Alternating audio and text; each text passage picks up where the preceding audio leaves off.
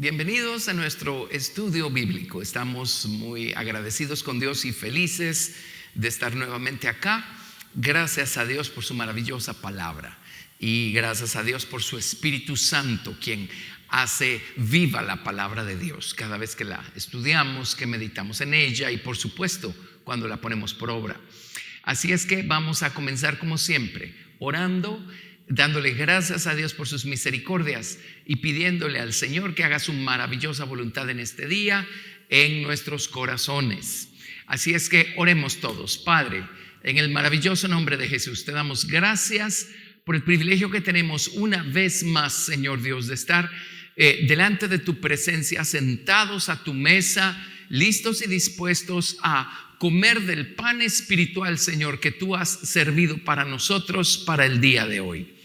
Te damos gracias porque todo lo que somos, tenemos y hacemos te lo debemos a ti y a tu gran amor, el cual nos dio a Jesucristo, el mediador. Gracias por acercarte a nosotros a través de Jesús. Gracias por acercarnos a ti a través de Jesús. Gracias por Cristo en nosotros, por Cristo en nuestra vida. Eso ha hecho toda la diferencia en nosotros y la sigue haciendo. Señor, gracias por enseñarnos a crecer, a madurar, a caminar contigo. Gracias por enseñarnos a buscarte en adoración, en oración, en tu palabra. Gracias, Señor, por perdonarnos y limpiarnos de pecados con la preciosa sangre redentora de Jesucristo. Gracias, Señor, por llenarnos con el fuego, el poder, los dones, la presencia de tu Espíritu Santo. Y gracias por abrirnos tu palabra y por abrir nuestro entendimiento. Si tú no nos abres el entendimiento, Señor, no entendemos nada, no vemos nada. Así es que venimos a ti dependiendo por completo una vez más de tu gracia y de tu misericordia, a pedirte que abras nuestro entendimiento y que nos abras las Escrituras. Ayúdanos, Señor Dios, a entender, Señor, tu naturaleza, tus caminos, tu voluntad. Ayúdanos a entender la naturaleza humana y a conocer de una manera más completa el camino que tú has trazado para que el hombre deje de ser aquello en lo que se convirtió a causa del pecado y llegue a ser, vuelva a ser aquello que tú lo hiciste para ser y hacer al principio, Señor. Gracias por la obra maravillosa de conversión que haces en el corazón de los hombres y gracias pues por la porción de verdad que tienes para nosotros hoy. Oramos pues, Señor, que tu voluntad sea hecha, que hagas tu obra maravillosa en nuestros corazones y a ti te damos toda la gloria, Padre, en el nombre de Jesús. Amén. Gracias a Dios. Bienvenidos nuevamente todos a este estudio bíblico. Y estamos estudiando la naturaleza humana. El título general de estas lecciones es El hombre de eternidad a eternidad. Estudiamos anteriormente a Jesucristo de eternidad a eternidad y ahora estamos estudiando al hombre. Estamos estudiando lo que el hombre fue antes de ser corrompido o de dejarse corromper por la serpiente. Estamos estudiando hemos estudiado la sustancia que Dios tomó para formar al hombre. Estamos estudiando cuán importante es el hombre para Dios y por lo tanto para la serpiente, la cual no escatimó ni un esfuerzo para buscar corromper y pervertir aquello que Dios hizo originalmente perfecto. Pero eso solo le dio a Dios la oportunidad para manifestar al Salvador, al Redentor, al Señor Jesucristo. No hay manera de entender bien la naturaleza humana sin entender bien la naturaleza de aquel que corrompió la naturaleza humana. Así es que en la última lección estudiamos acerca de la voluntad de la serpiente. Vimos cómo ésta se corrompió porque pues originalmente Satanás era un querubín ungido. Él echa, según Ezequiel 28, el sello a la perfección, lo que significa que entre todos los seres creados no había otro más perfecto, más completo, y aún así eligió mal y se corrompió. Pero luego estamos viendo cómo operó esta corrupción en él y cómo vino él a venderle esta corrupción al hombre en el jardín del Edén y cómo lamentablemente el hombre literalmente bebió de esas aguas y se dejó corromper. Así es que hoy vamos a tener que seguir estudiando un poco la naturaleza de nuestro enemigo, del enemigo de nuestras almas, para ver el efecto o el resultado que esto tuvo y sigue teniendo en el corazón de los hombres. Todo esto nos va a ayudar a entender por qué el hombre actúa como actúa, y si ya somos cristianos, salvos por Jesucristo, todavía tenemos un viejo corazón, una mente carnal, un cuerpo del pecado. Así es que todavía de vez en cuando vemos estas actitudes salir de nosotros hasta que el Señor Jesucristo perfeccione su obra. Pero vamos a entender, espero, con total claridad la necesidad de redención que tiene el hombre, y esto va a ayudarnos a entender de una manera todavía más completa cuán maravilloso es el Señor Jesucristo y cuán vital, importante y maravillosa es su obra en el corazón de los hombres, y cuán urgente es que todos los hombres vengan al conocimiento del Señor Jesucristo. Muy bien, así es que vamos a seguir estudiando un poco más a Lucifer, la serpiente, cómo se corrompió Lucifer y cómo corrompió al hombre. Y vamos a ver pues la voluntad de la serpiente ya corrompida operando en el hombre, en el corazón y en la voluntad humanos. ¿Por qué estamos deteniéndonos con todos estos detalles? Porque no encuentro otra manera como poder enfatizar el hecho de que todas nuestras actitudes carnales, todas nuestras malas actitudes, toda esa mala conducta que vemos en los seres humanos tiene su origen en la serpiente. Así es que si no entendemos eso, seguimos justificándonos o llamándole de otra manera a nuestras actitudes, pensando que todo está normal, pensando que así somos y no hay ningún problema, y seguimos maltratando a los demás, o a lo mejor maltratándonos a nosotros mismos. Seguimos actuando de una manera completamente equivocada, y no tenemos el suficiente temor y, por qué no decirlo, horror cuando vemos estas actitudes operar en nosotros, de decir, eso tuvo su origen en la serpiente, eso no es Cristo en mi vida, eso es todavía lo que queda de esa semilla en mi viejo corazón. Pues al Señor y pedirle a Jesús que aplaste con su pie herido, con su sangre preciosa, la cabeza que quiere gobernarnos todavía por medio de nuestra naturaleza carnal, ¿verdad? Así es que entendamos que cuando somos creyentes salvos, tenemos una nueva naturaleza, tenemos un nuevo corazón, pero puesto que todavía no somos perfectos, tenemos que despertar al hecho que todavía tenemos un viejo corazón. En otras palabras, esa semilla que plantó la serpiente originalmente en el corazón de los hombres sigue allí, sigue operando hasta que el Señor Jesucristo se convierte en el hombre más fuerte en nuestra vida y toma por asalto esa ciudad del orgullo, esa fortaleza en la que se alberga esta semilla, ¿sí? Y despoja al que antes habrá sido el hombre fuerte en nuestra vida. Esto es esa semilla serpentina alrededor del yo, del ego, del orgullo humanos. Amén. Así es que qué emocionante es entender el trabajo que viene a hacer Jesucristo al corazón humano. Muy bien. Entonces, empecemos recordándonos algo muy importante, y eso está en el libro de Eclesiastés. Así es que por favor, vámonos a Eclesiastés. Salmos, Proverbios, Eclesiastés, Cantares. Eclesiastés capítulo 7, verso 29. Este versículo es muy, muy importante. Eclesiastés 7, 29.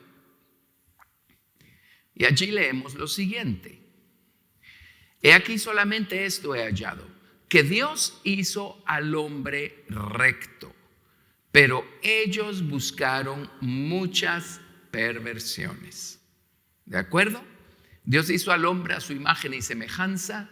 Dios hizo al hombre conforme a la verdad de lo que Dios es, y su verdad es siempre recta. Todo eso lo vamos a estar estudiando en estos días. Así es que Dios hizo al hombre recto. Dios le dio al hombre un corazón recto, una voluntad recta, para que pudiera caminar por el camino recto y hacer obras rectas. Ese fue el origen del hombre. Pero a causa de que el hombre y la mujer en el jardín del Edén bebieron de este río de engaño que sale de la boca de la serpiente. La naturaleza humana se corrompió, esta semilla quedó implantada en el fondo de la voluntad humana y ahora el hombre se dedica a buscar muchas perversiones. La palabra perversiones acá tiene que ver con la mente hashav, que es la capacidad mental que Dios le dio al hombre para tejer, para fabricar imágenes. Tiene que ver con nuestra fábrica mental de imágenes. Y el hombre crea toda clase de mundos imaginarios completamente alejados de la realidad. Dios no hizo al hombre así. Eso es resultado de la corrupción que entró al ser humano. Dios hizo al hombre recto. Así es que la voluntad de Dios es recta, por lo tanto Dios le dio al hombre una voluntad recta. Muy bien. Entonces, regresemos un poquito a la historia de cómo es que hay, cómo podemos llamarle torcedura en la creación de Dios, cómo es que hay cosas torcidas, distorsionadas, pervertidas en la creación de Dios. Así es que vayámonos atrás, muy atrás, y recordemos algunas cosas muy importantes. Recordemos algo que ya hemos aprendido, y es que en el principio Dios el Padre, el Verbo y el Espíritu Santo, la divinidad, la Trinidad, que siendo tres personas son uno solo, en carácter, en esencia, en poder, en autoridad, una sola esencia, y sin embargo tres, la triunidad. Muy bien, así es que Dios decide darse a conocer. La belleza de lo que Dios es no es algo que Dios se va a guardar para sí mismo. Así es que el Señor decide crear todos estos mundos para poder darse a conocer a ellos. Se acordarán que en el libro de Apocalipsis, capítulo 4, verso 11, hay una expresión maravillosa que hemos estudiado, pero vale el refrescarla. A lo mejor para algunos es nueva. Apocalipsis 4, verso 11 dice: Señor, digno eres de recibir la gloria y la honra y el poder, porque tú creaste todas las cosas y por tu voluntad existen y fueron creadas. Por tu voluntad. La palabra voluntad en el idioma hebreo, y yo tengo un par de Nuevos Testamentos hebreos para poder corroborar esto en las traducciones, ¿cierto? Pues son traducciones y sin embargo son válidas. Nosotros en el castellano utilizamos traducciones. Así es que la palabra voluntad es la palabra ratzón. La palabra ratzón se escribe así en hebreo. Y esta palabra es muy amplia, es una palabra maravillosa. Dice: tú creaste todas las cosas y por tu voluntad, ratzón, existen y fueron creadas. La palabra ratzón significa deleite, especialmente al mostrarse. En otras palabras, el deleite de darse a conocer. Significa agradarse con, significa satisfacer una deuda. Significa varias cosas, pero quedémonos con eso. El deleite de darse a conocer y satisfacer una deuda son dos de las definiciones de esta palabra que aquí aparece como voluntad. Todas las cosas por tu voluntad existen y fueron creadas. En otras palabras, todas las cosas existen para darle a Dios la oportunidad para satisfacer la deuda de darse a conocer, para darle a Dios el deleite de darse a conocer. Todas las cosas existen para que Dios pueda darse a conocer a través de ellas y para que Dios pueda darse a conocer a ellas. ¿Sí? Dios puso su naturaleza, la reflejó en toda su creación. Así como el artista puede reflejar muchas cosas a través de su obra, su pintura, su escultura, su música. ¿sí? Puede reflejar estados de ánimo, puede reflejar varias cosas, ¿verdad? Su mundo mental. ¿Cuán estable o inestable está su mundo mental? ¿Cuánto orden o cuánto caos hay en su vida? No se escapa la producción de un artista de la naturaleza del artista. Bueno, el hecho es que Dios puso algo de sí mismo en todas las cosas creadas. Por eso el libro de Romanos dice claramente que, bueno, leámoslo, no quiero omitir absolutamente nada. Vámonos por favor a Romanos, capítulo 1, versículos 19 y 20. Romanos 1, versos 19 y 20 dice: porque lo que de Dios se conoce les es manifiesto, pues Dios se lo manifestó. Porque las cosas invisibles de Él, su eterno poder y deidad, se hacen claramente visibles desde la creación del mundo, siendo entendidas por medio de las cosas hechas, de modo que no tienen excusa.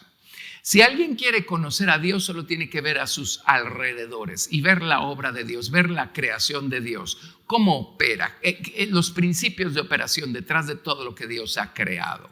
Muy bien.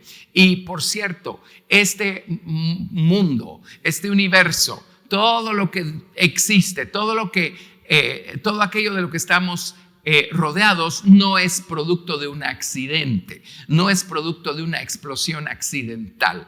Los científicos hoy en día que creen en Dios buscan ser políticamente correctos y le llaman una mente inteligente, ¿sí? O un diseño inteligente a lo que hay detrás de la creación. Bueno, hay una persona inteligente detrás de la creación, se llama Dios. Y sabemos por las escrituras que lo primero que hizo la divinidad fue hacer visible o manifestar de manera enfática este lado que se llama el Hijo, el Verbo. Por eso dice Juan 1:1: en el principio era el Verbo, y el Verbo era con Dios, y el Verbo era Dios. Todas las cosas por Él fueron hechas, y sin Él nada de lo que ha sido hecho fue hecho. Así es que lo primero que hizo Dios fue hacer visible la divinidad, el Padre y el Espíritu Santo, por así decirlo, se pusieron detrás del Verbo, la palabra de Dios, el Cristo, el Hijo de Dios. Y Dios el Padre y Dios el Espíritu Santo crearon todas las cosas a través del Hijo de Dios, o a través de la palabra, o a través del Verbo. Así es que entre el lado no engendrado de Dios, que son el Padre y el Espíritu Santo, y la creación, siempre ha estado el Verbo. Al Señor Jesucristo, el Verbo divino de Dios, le llaman el unigénito del Padre, único en su género, único engendrado. Así es que entre la criatura y el lado no engendrado de Dios, siempre ha estado Jesucristo, el Dios engendrado. ¿De acuerdo? Así es que Jesucristo es el único camino al Padre. Jesucristo es el único mediador entre la criatura y Dios. Jesucristo es el único punto de contacto, el puente que conecta la creación con Dios, el Padre y el Espíritu Santo. Eso es un hecho. Muy bien. Entonces, lo primero que hizo la divinidad fue manifestar al Hijo, y Dios, el Padre, creó todas las cosas a través de su Hijo. Por eso en el libro de Colosenses, capítulo 3, leemos lo siguiente. Colosenses, capítulo 3. Capítulo...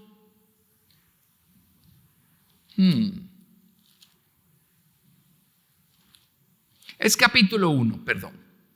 Colosenses capítulo 1, versículo 16.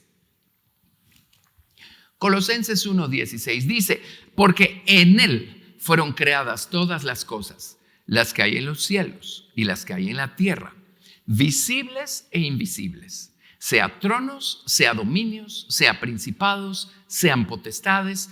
Todo fue creado por medio de Él, refiriéndose a Jesucristo, y para Él. Y Él es antes de todas las cosas y todas las cosas en Él subsisten. Otras traducciones dice, todas las cosas en Él consisten. Muy bien, hablando de Jesucristo.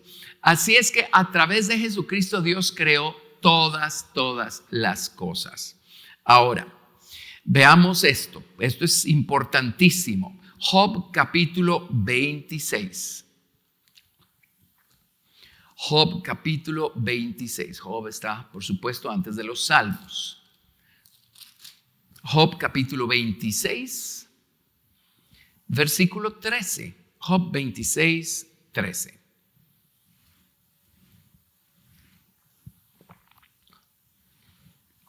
Allí leemos lo siguiente.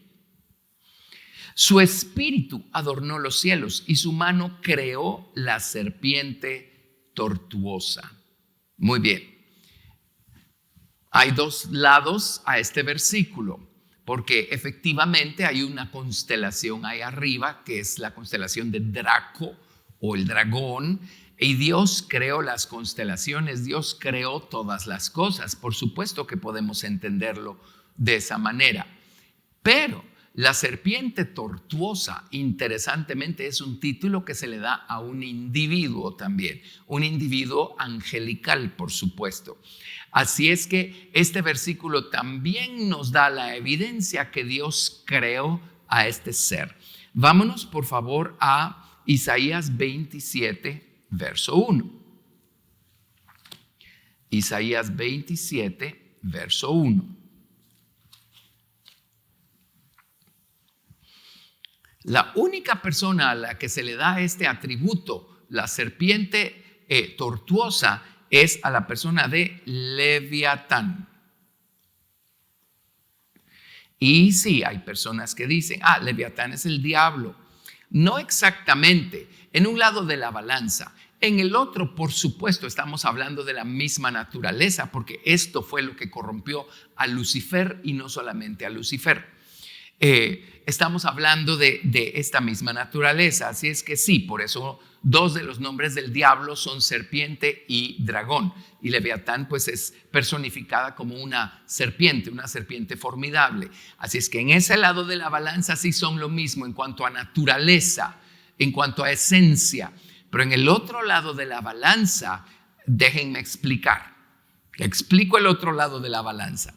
Isaías 27, verso 1. En aquel día Jehová castigará con su espada dura, grande y fuerte al Leviatán, serpiente veloz, y al Leviatán, serpiente tortuosa, y matará al dragón que está en el mar. ¿Ven ustedes? Aquí se hace una diferenciación entre Leviatán y el dragón. Ese y no estaría allí si estuviera hablando del mismo individuo. Así es que Dios va a castigar a Leviatán, va a juzgar a Leviatán y va a juzgar al dragón. ¿Ok? El dragón se refiere a Lucifer, Satanás, diablo, serpiente y dragón, sus cuatro títulos que se le dan allá en el libro de Apocalipsis. Pero tenemos a Leviatán. Ahora, ¿qué es Leviatán? ¿Quién es Leviatán? Bueno, estudiemos algo acá. Recordemos que dice que la mano de Dios lo creó en Job capítulo 26, verso 13. Entonces, déjenme decírselos de esta manera. Está Dios, quien manifestó al Verbo, al Hijo, ¿sí? Y creó todas las cosas a través de su Hijo, el Señor Jesucristo. Todas las cosas fueron creadas para que Dios pudiera darse a conocer a ellas y para que éstas pudieran conocer a Dios. Ahora, la lealtad de una persona no se puede medir si la persona no tiene alternativas.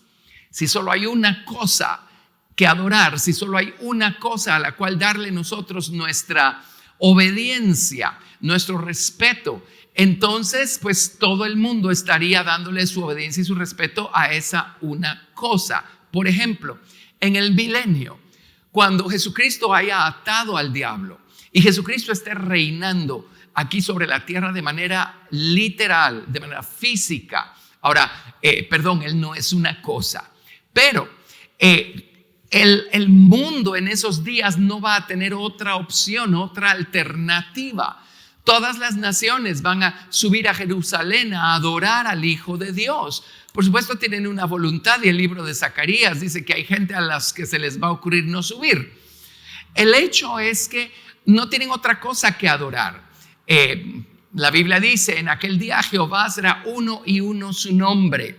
Y Dios va a eliminar el nombre de las imágenes, de los ídolos, de los Baales, y va a quedar solo un nombre al cual darle adoración. Esto es cuando Cristo esté reinando, cuando el reino de Dios se establezca en la tierra por 1000 años. Así es que todo está en paz, y todo está en quietud, y todo está en reposo, porque el hombre no tiene otra alternativa. Pero el Señor Jesucristo necesita probar el corazón, la voluntad de muchos de los hombres que van a estar presentes en el milenio. Hemos estudiado cómo en el milenio va a haber gente que habrá nacido allí. Entonces su elección por Cristo no ha sido probada todavía. En el milenio va a haber gente que no pereció para la gran tribulación, sino que pasó al milenio. Entonces, si se quedaron aquí abajo, no se fueron con el Señor Jesucristo antes de la tribulación, por algo se quedaron. Su elección por Cristo no ha sido probada como esta debe ser probada. Así es que el Señor al final del milenio, dice el libro de Apocalipsis, que va a desatar al diablo por un breve periodo de tiempo. Entonces, ¿qué creen? Ahora los seres humanos que estén sobre la tierra en ese periodo tienen una alternativa. Tienen a Jesús y tienen al diablo. Y horroriza leer estas cosas, y sin embargo están escritas en la palabra de Dios. Pero el diablo se va a hacer de un ejército de miles de personas que van a tratar de hacerle una revuelta al Señor Jesucristo. Para que vean ustedes, pues, o sea, todo está en paz mientras no haya una alternativa. Todo el mundo le está rindiendo pleitesía y adoración al rey que está reinando en la tierra, porque no tienen otra opción. Pero en el minuto en el que les dan otra opción, se van por la otra opción.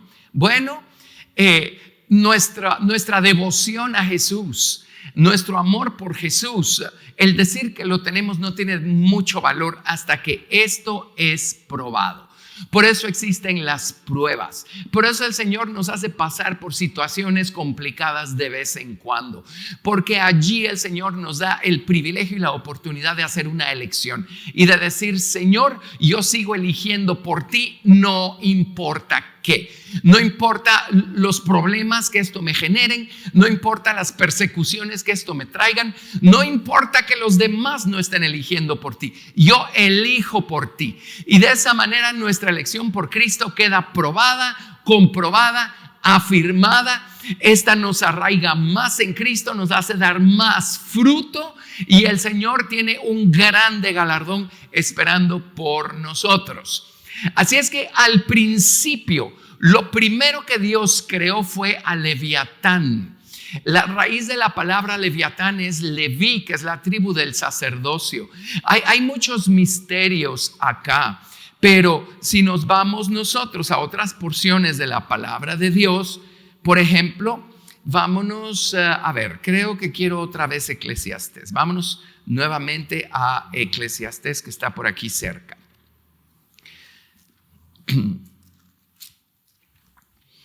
En Eclesiastés capítulo 6, verso 14. Eclesiastés 6, 14 dice lo siguiente: en el día del bien goza del bien, y en el día de la adversidad considera. Dios hizo tanto lo uno como lo otro, a fin de que el hombre nada halle después de él. Miren, el bien y la adversidad. Generalmente hacemos una balanza cuando hablamos de estas cosas. El bien y la palabra adversidad, ra, es lo malo. Eso es lo que es ra en hebreo, que tradujeron aquí adversidad. Significa calamidad, aflicción, miseria, dolor. Dice, Dios hizo tanto lo uno como lo otro. Ok, vámonos a Isaías 45, verso 7. Isaías 45, Para tener un poco de contexto, leamos desde el verso 5. Dios le está hablando a Ciro aquí. Isaías 45, verso 5. Dice: yo soy Jehová y ninguno más hay. No hay Dios fuera de mí. Yo te ceñiré aunque tú no me conociste. Él está hablando a Ciro, el rey de Persia. Para que se sepa desde el nacimiento del sol y hasta donde se pone, que no hay más que yo Jehová, y ninguno más que yo, que formo la luz y creo las tinieblas, que hago la paz y creo la adversidad. Dios forma la luz. Dios hace la paz. Ven cómo el bien, la luz, la paz son cosas a las que Dios les da forma. Todo esto es parte de la naturaleza, de la esencia de lo que Dios es. Entonces Dios toma una porción de sí mismo y le da una forma determinada. Y entonces tenemos estas cosas maravillosas: el bien, la luz, la paz. Pero luego hay otro lado detrás del cual está Dios también. Él creó las tinieblas. La palabra tinieblas, Hoshek, significa miseria, aflicción y todo eso. Y dice: creo las tinieblas y creo la adversidad. La palabra adversidad otra vez es ra. La palabra ra es lo malo, la maldad. La maldad no es algo que hay en Dios. La oscuridad o las tinieblas no es algo que hay en Dios. No es parte de su esencia, no es parte de su naturaleza. Si nos vamos a ver, creo que es Juan, Evangelio de Juan, capítulo 1, verso...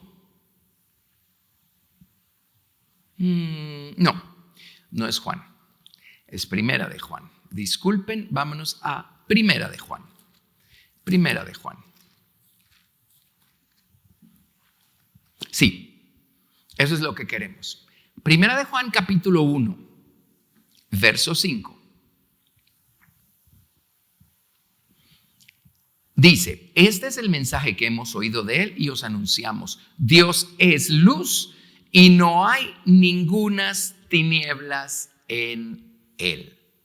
Ahora acabamos de leer en Isaías 45 que Dios forma las tinieblas, Dios forma la adversidad, Dios forma la maldad. Estas cosas son cosas creadas. Estas cosas no son parte de la esencia de lo que Dios es. En Dios no hay tinieblas. Entonces, ¿por qué existen las tinieblas? Bueno, la Biblia claramente dice que Dios las creó. ¿Sí? Está en su Biblia y el versículo más explícito no podría estar. Nuevamente, Isaías 45, verso 7. Dios forma la luz y crea las tinieblas. Hace la paz y crea la adversidad o la maldad. El bien, la luz y la paz, Dios no los crea, los forma. O sea, la materia prima está en Dios mismo y Dios solo les da una forma determinada. ¿Sí? Esto es no creado. Esto es parte de la esencia de Dios. Pero todo lo del otro lado son cosas creadas. El mal existe, Dios lo creó. Perdone si no le parece lo que está escuchando, no me lo reclame a mí, reclámeselo a Isaías capítulo 45, verso 7. Ahora, si aún así no le parece, tome esa página de su Biblia y arránquela. Pero la verdad no la va a poder arrancar de la eternidad. Amén. Así es que, muy bien. Ahora, una nota feliz y maravillosa. Miren lo que dice Romanos capítulo 8. Esto creo que vale la pena insertarlo acá. Romanos capítulo 8. Con todo esto estoy tratando de probar un punto y en un momento regresamos al lugar de donde veníamos. Pero mire lo que dice. Romanos capítulo 8, verso 35 dice: Romanos 8:35. ¿Quién nos separará del amor de Cristo? ¿Tribulación o angustia o persecución o hambre o desnudez o peligro o espada? Todas esas son ramificaciones de tinieblas, adversidad o lo que llamamos mal, ¿verdad? O dolor. Dice, ¿quién nos separará del amor de Cristo? Y menciona todas estas cosas que simplemente son tinieblas, adversidad, dolor, ¿verdad? Dice, como está escrito, por causa de ti somos muertos todo el tiempo. Somos contados como ovejas de matadero. Antes, en todas estas cosas somos más que vencedores por medio de aquel que nos amó. Porque de tal manera amó Dios al mundo que ha dado a su Hijo unigénito, para que todo aquel que en él crea no se pierda, mas tenga vida eterna. Somos más que vencedores por medio de Dios. No solo Dios el Hijo, Dios el Padre, también Dios el Espíritu Santo.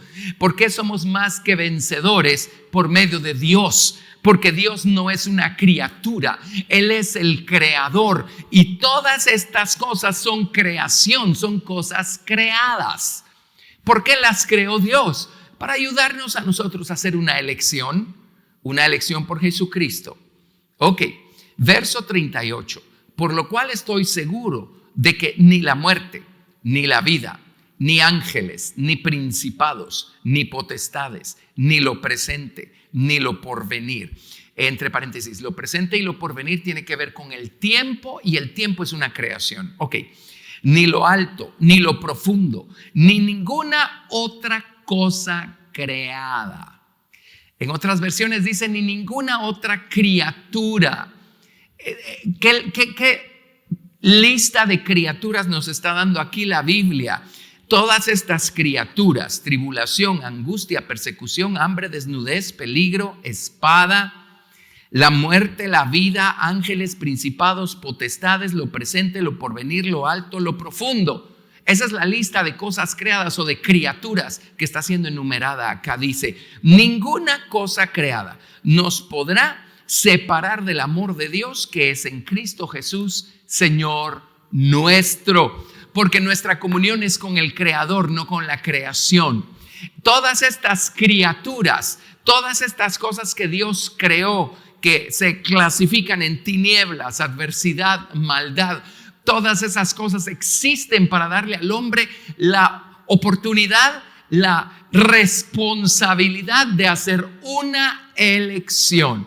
Aquí está la luz, aquí están las tinieblas. ¿Qué vamos a elegir? ¿Sí? Aquí está el bien, aquí está el mal. ¿Qué vamos a elegir? Como cuando el pueblo de Israel cruzó el Jordán e inmediatamente Dios puso a 6 tribus en un monte y a 6 tribus en el otro, y ellos pasaron entre los 2 montes, y en uno les fueron recitadas las bendiciones de la ley y en el otro las maldiciones de la ley. Maldiciones si no ponen por obra la palabra. Entonces Dios les dijo, escojan ustedes la bendición o la maldición. La tienen delante de ustedes, ustedes escogen, ¿sí? El bien o el mal, ustedes escogen. ¿Lo ven? ¿Por qué existe el mal? Para corregirnos. ¿Por qué existe el mal? Para advertirnos que hemos dado un paso en falso, que nos hemos salido del camino recto.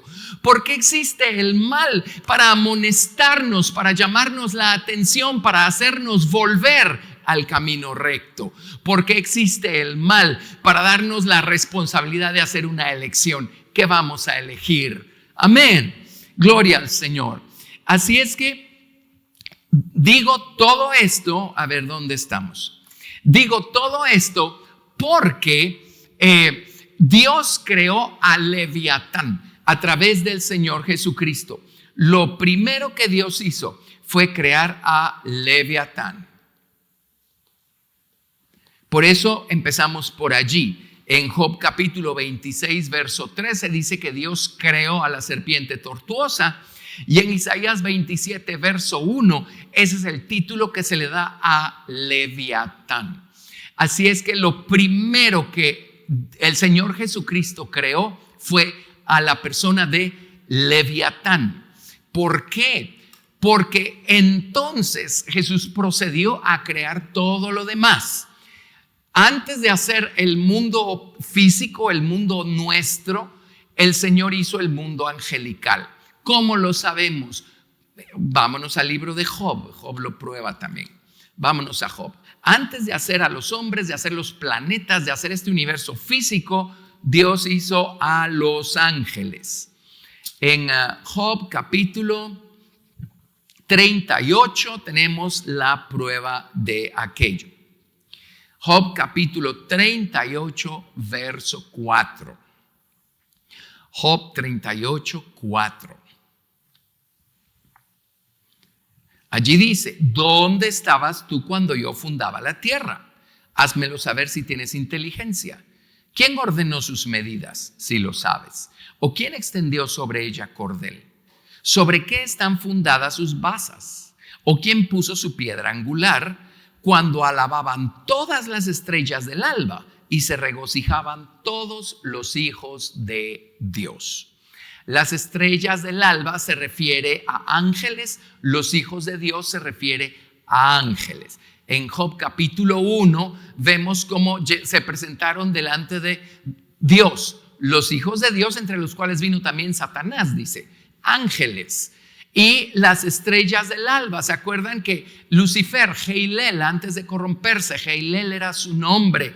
Él era una estrella de la mañana, así le llama la Biblia, o una estrella del amanecer. Así es que son categorías de ángeles. Dios hizo a los ángeles primero. Así es que el orden es este. Primero Dios el Padre engendró a Jesús. Jesús y el Verbo eterno fueron manifestados y quedaron perfectamente siendo uno desde el inicio. Entonces Dios creó todo a través del Señor Jesucristo. Lo primero que hizo fue a Leviatán. Después hizo los mundos angelicales y después hizo el universo visible. En ese orden creó Dios todas las cosas. Ahora, ¿por qué hizo a Leviatán primero? ¿Por qué sacamos esa conclusión?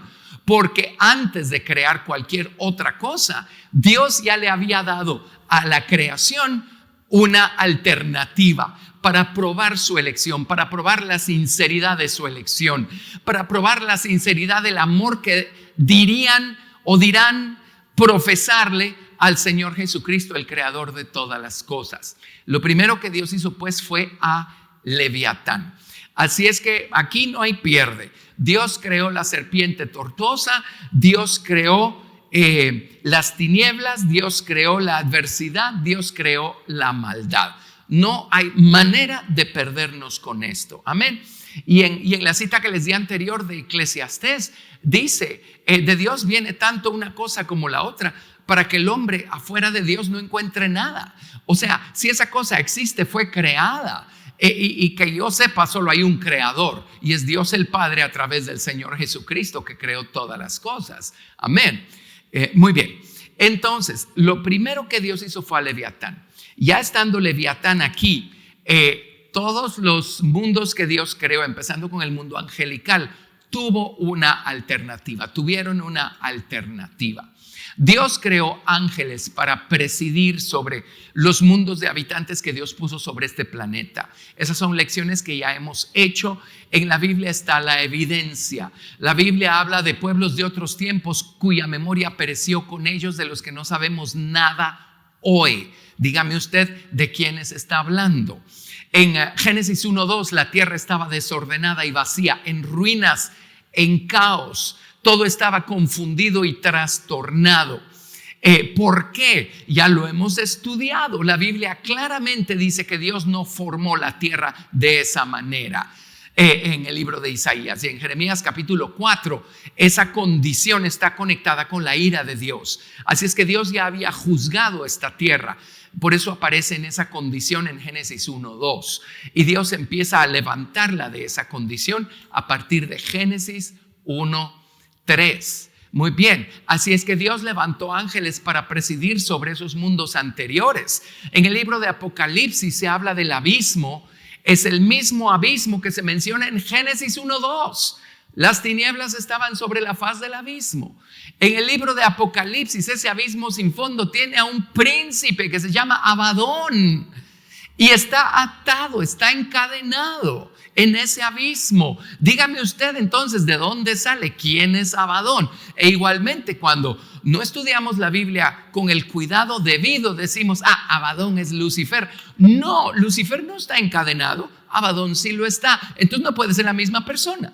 ¿Ven lo que estoy tratando de decir? Así es que estos ángeles fueron probados, porque allí está el Señor Jesucristo y allí está Leviatán. Y obviamente se dejaron corromper cuando eligieron por, tinieblas, adversidad, maldad, todas estas cosas que fueron creadas para darle al hombre y a los ángeles la responsabilidad de hacer una elección. Bueno, así llegamos hasta Lucifer, este querubín, según Ezequiel 28, que Dios hizo perfecto, la criatura más perfecta, pero él se corrompió. Hemos estudiado cómo se corrompió. En el estudio anterior nos dedicamos bastante a estudiar cómo se corrompió su voluntad y cómo vino él a corromper a los hombres. Ahora, solo déjenme una cosa más acá. Leviatán, serpiente veloz, y Leviatán, serpiente tortuosa. Esos atributos le dan en Isaías 27, verso 1. La palabra veloz, oiga lo que significa. Significa ser un fugitivo, estar siempre huyendo.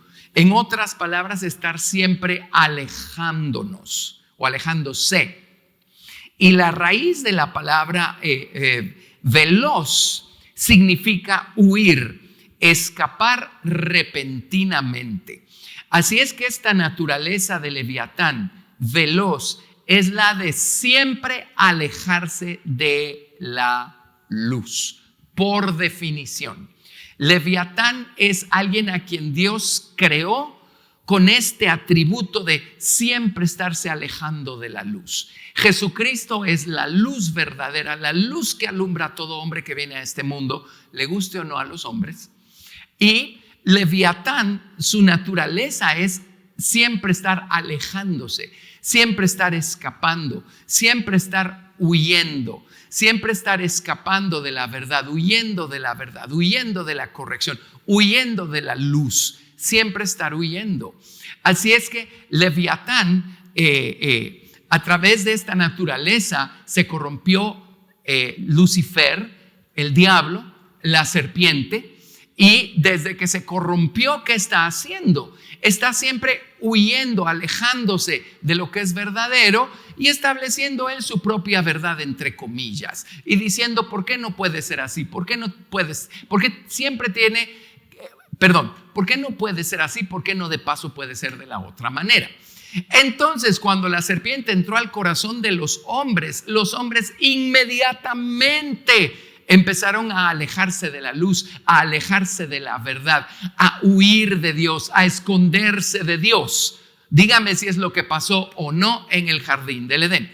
Viene Dios y le dice, hombre, ¿dónde estás tú? ¿Y qué estaba haciendo el hombre? Huyendo, escondiéndose, tapándose, ¿sí? Tapando su vergüenza. Pues la exterior la tapó temporalmente con hojas de higuera, pero la interior esa no se puede tapar excepto con la sangre redentora del Señor Jesucristo. Pero ven, la naturaleza del diablo es siempre alejarse de la luz, y cuando él influencia al hombre, que lo hizo desde el jardín del Edén, entonces hace que la tendencia natural del hombre sea siempre alejarse de la luz, alejarse de la verdad, alejarse de la reprensión que viene la luz, por medio de la luz. ¿Sí? Bueno, esa es la naturaleza humana. Entable una conversación con quien sea, hablen de lo que sea y todo está feliz y bonito, pero empieza a hablarles de la verdad de Dios, la verdad moral de Dios, empieza a hablarles de la luz del Señor Jesucristo y va a ver si la persona no busca dar la media vuelta y dejarlo a usted hablando solo, simplemente huir, alejarse de la luz como un fugitivo. Y sí, un fugitivo, porque pues el diablo, él es homicida desde el principio, amén, y cometió un homicidio, mató la verdad en su corazón y ahora él es un fugitivo y hace que los seres humanos nos hayamos convertido en fugitivos. Muy bien, Leviatán, serpiente veloz, y dice Leviatán, serpiente tortuosa. La palabra tortuoso significa arrebatar algo, significa distorsionar o deformar. Y dígame si no, a través de Leviatán, Lucifer se trastornó de tal manera que empezó a deformar la verdad. Cuando llegó al jardín del Edén, él no apareció con cuernos y cola. Él apareció con esta verdad deformada, con un signo de interrogación. ¿Con qué Dios te ha dicho? ¿Verdad? Y deformando la realidad, manipulando la realidad. Y miren, hoy en día, ¿cómo podemos confiar nosotros en el sistema que maneja este mundo y en las personas que están detrás del sistema, cuando detrás de las personas y del sistema está Lucifer, el príncipe de esta creación, dice la Biblia, el príncipe de la potestad del aire?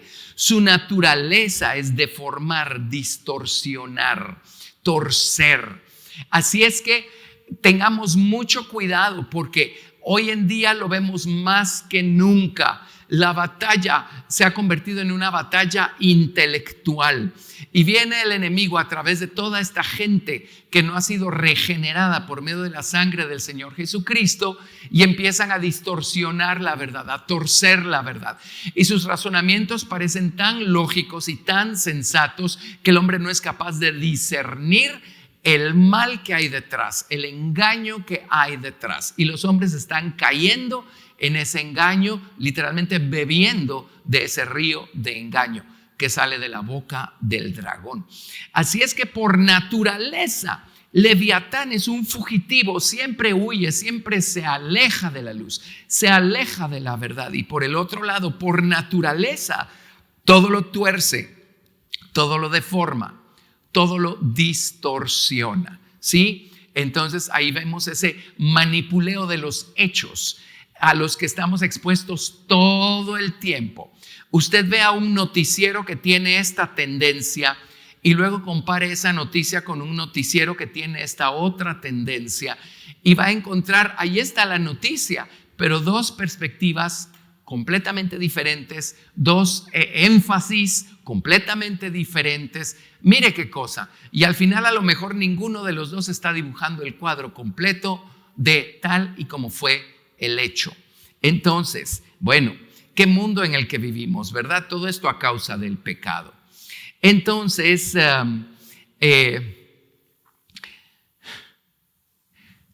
creo que hemos dicho bastante con esto. Tengo otros versículos para seguir probando esto, pero creo que ya quedó bien probadito. Entonces, vámonos al ser humano.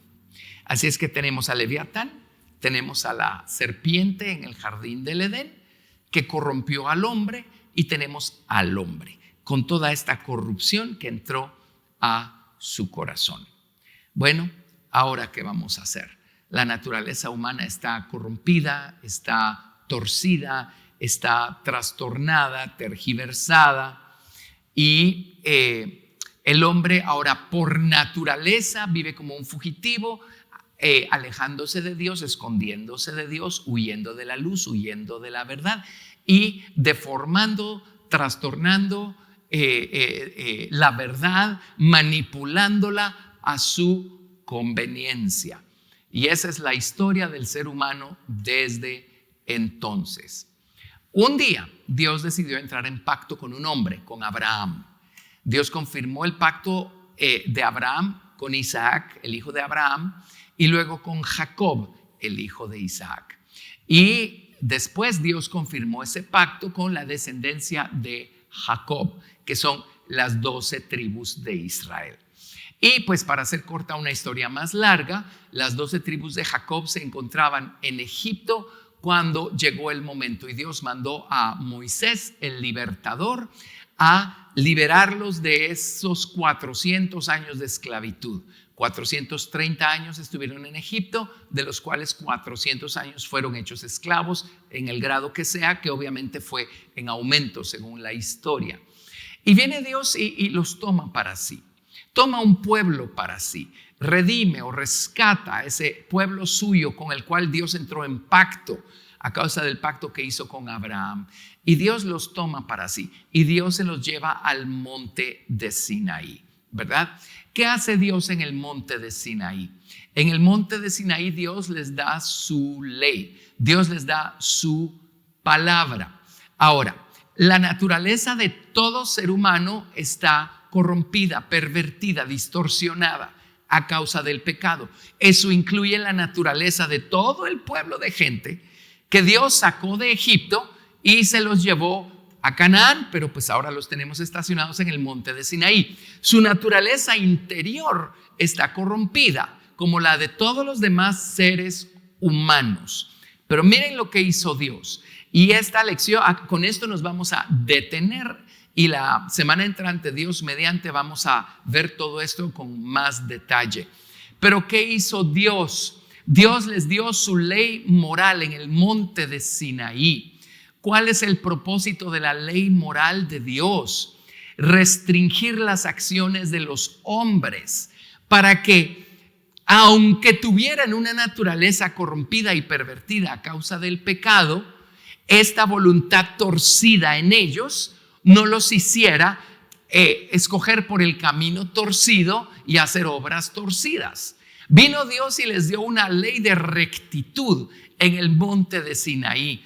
Y esta ley no podía transformar la naturaleza del hombre, la esencia del hombre. Eso solo lo puede hacer la persona de la palabra viviente, el Señor Jesucristo. Pero esta ley moral de Dios sí tiene el poder para que, si la practicamos, no nos dejemos gobernar por esta voluntad torcida que tenemos adentro para no estar haciendo obras torcidas y caminar por caminos torcidos, sino que caminemos por el camino derecho. Esa es la razón por la que Dios le dio su ley moral al hombre, sabiendo todo el tiempo que de esta manera no iba a ser tocada la naturaleza esencial del hombre, que era mala. Pero bueno, Dios proveyó sacrificios de animales en la dispensación del Antiguo Testamento para poder ir cubriendo la culpa y las faltas de los hombres. Pero si el hombre hubiera caminado, si la nación de Israel hubiera caminado en la ley moral de Dios, esto los hubiera guardado y hubieran caminado en rectitud. Y recordemos que el hombre siempre ha sido salvo por medio de su fe en Jesucristo. Nosotros vemos por fe hacia atrás a Jesucristo, quien murió en la cruz del Calvario en el pasado. En el Antiguo Testamento la gente era salva viendo por fe hacia el futuro, en el Mesías que moriría por ellos y derramaría su sangre perfecta en la cruz del Calvario un día. Entonces la esperanza de Dios era que por medio de estos sacrificios y por medio de la ley moral, los hombres abrieran este otro par de ojos espirituales y pudieran ver más allá y pudieran entender que todo esto era sombras, tipos, figuras proféticas de aquel en quien ellos deberían poner su esperanza. ¿Hubo gente salva en el Antiguo Testamento? Por supuesto que sí, lo hemos estudiado, lo hemos trazado también en la Biblia. Amén. Porque pusieron su fe en el Señor Jesucristo. Pero volviendo a la palabra que Dios les dio en monte de Sinaí, era una palabra recta para que ésta los restringiera y ellos no se dejaran gobernar por sus pecados, transgresiones, iniquidades, por su naturaleza torcida, sino que caminaran en rectitud. Todo lo que tenían que hacer es obedecer lo que Dios les estaba proponiendo al darles su ley. ¿De acuerdo? Entonces vámonos a Deuteronomio 32 y probablemente aquí vamos a dejar el estudio para seguir la próxima semana. Leamos Deuteronomio capítulo 32. A partir del verso 1 probablemente vamos a leer un buen trecho del 32.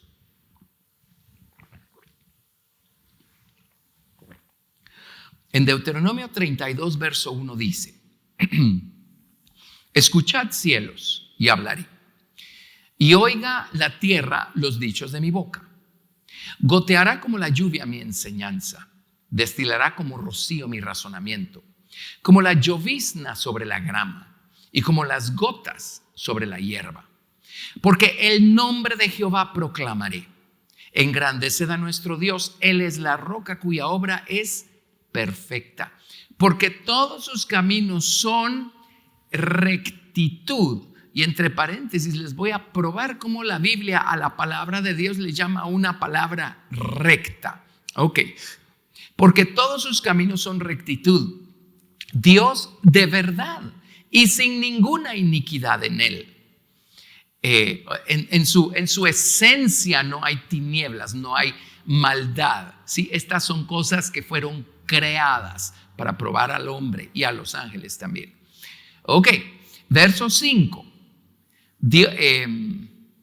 Regresemos al verso 4. Porque todos sus caminos son rectitud. Dios de verdad y sin ninguna iniquidad en él. Es justo y recto. La corrupción no es suya. De sus hijos es la mancha. Generación torcida y perversa. Imagínese usted, Israel no ha ni siquiera cruzado el río Jordán y Dios ya está diciendo generación torcida y perversa. ¿A qué se está refiriendo? A la esencia del hombre. No importa si eran el pueblo escogido de Dios, la esencia del ser humano es una y la misma en todos los hombres hasta que el Señor Jesucristo la regenera, la transforma, la convierte. Así es que Dios está viendo el corazón de su pueblo, generación torcida y perversa. Ellos se rebelaron muchas veces en su trayecto desde Egipto hasta el río Jordán. Ahora, lo peor fue lo que cometieron del río Jordán hasta que conquistaron los montes de Jerusalén en tiempos de David, porque allí se dieron a la idolatría abierta y franca y a todas las prácticas perversas idolátricas que practicaban las naciones de Canaán. Generación torcida y perversa. Pero Dios vino y les dio una ley moral para restringir sus acciones por fuera. Ahora veamos qué pasó. Dice, así pagáis a Jehová, pueblo loco e ignorante. ¿No es Él tu Padre que te creó? Él te hizo y te estableció. Acuérdate de los tiempos antiguos, considera los años de muchas generaciones. Pregunta a tu padre y él te declarará, y a tus ancianos y ellos te dirán. Y empieza a narrar el Señor pues lo que ocurrió, como Dios los vino a través de Moisés a liberarlos de Egipto. Dice, cuando el Altísimo hizo heredar a las naciones, cuando hizo dividir a los hijos de los hombres, estableció los límites de los pueblos según el número de los hijos de Israel, porque la porción de Jehová es su pueblo. Jacob la heredad que le tocó.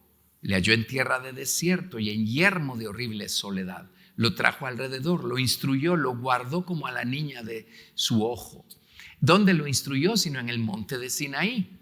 Dice, como el águila que excita su nidada, revolotea sobre sus pollos, extiende sus alas, los toma, los lleva sobre sus plumas. Jehová solo le guió y con él no hubo Dios extraño. Lo hizo subir sobre las alturas de la tierra y comió los frutos del campo. E hizo que chupase miel de la peña y aceite del duro pedernal, mantequilla de vacas y leche de ovejas, con grosura de corderos y carneros de Basán, también machos cabríos, con lo mejor del trigo y de la sangre de la uva bebiste vino. Imagínense pues, ellos todavía no han ni siquiera cruzado el Jordán y ya el Señor les está diciendo lo que son y lo que van a terminar haciendo a causa de lo que son. Ahora note, verso 15, pero engordó Jesurún. Dios les llama Jesurún. Primero dijo que son una generación torcida y perversa, pero en 3 ocasiones acá en Deuteronomio 32 les llama Jesurún. En el 32:15, donde dice, pero engordó Jesurún. En el 33, verso 5, en donde dice, y fue rey en Jesurún. Y en el 33, verso 26.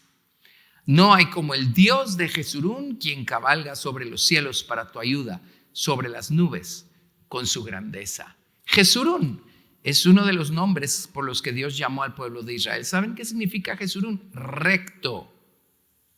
Acaba de decir que son una generación torcida y perversa, pero les llama los rectos. ¿Por qué les llama los rectos? Porque Dios les dio una ley recta para que ellos pudieran caminar en rectitud a pesar de su naturaleza.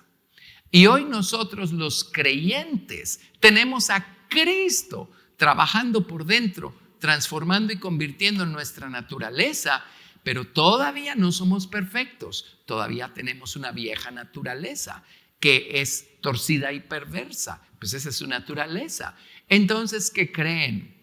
Dios nos sigue dando su ley moral para que ésta nos ayude a caminar en rectitud, en tanto que Jesucristo termina de perfeccionar su obra transformadora en nosotros. Si caminamos en la palabra de Dios, esta nos va a guardar para que caminemos en rectitud.